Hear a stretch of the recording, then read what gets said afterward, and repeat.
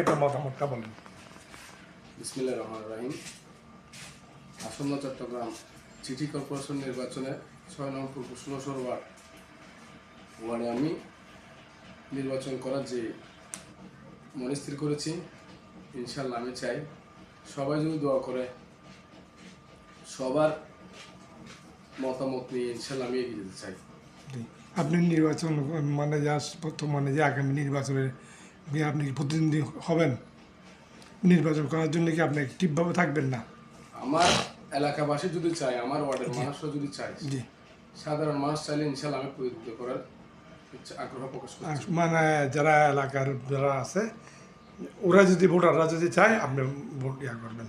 এবং যেহেতু এটা ৬ নং পূর্ব ১৬ ওয়ার্ড জি, বিএনপির অধ্যুষিত এলাকা, এখানে অনেক সিনিয়র পার্সন, আমার অনেক সিনিয়র পার্সন যারা আছে, এখন দলের একটা সিদ্ধান্ত আছে। জি, আমার দলের হাইকমান্ড যদি নির্দেশ দেয়, এই যে ওনার জন্য কি করেন আপনারা, জি, কাজ করেন, তাহলে সেটা ভিন্ন দলে যাকে নমিনেশন দেবে তার পক্ষে সবাই কাজ করার। হ্যাঁ, যদি দল থেকে যদি আপনাকে নমিনেশন না দেয়, স্বতন্ত্র প্রার্থী হয়ে কি তারা সম্ভাবনা আছে? সেটাই ডিপেন্ড করতেছে আমার এলাকার মানুষ নিয়ে। হ্যাঁ, ওনারা যদি চাই আমি স্বতন্ত্র নির্বাচন করার জন্য, জি, ইনশাল্লাহ আগ্রহ অবশ্যই। এইটাই। আর যদি মনে করেন যে পার্টি থেকে যাকে বর্তমানে মনোনয়ন দিবে বা সমর্থন দিবে, যদি বলে আপনারা ওনার সাথে ওনার জন্য কাজ করেন, তখন আপনারা কি করবেন? ইনশাল্লাহ সেটা তো দলের হাইকমান্ডের নির্দেশ মানতে হবে।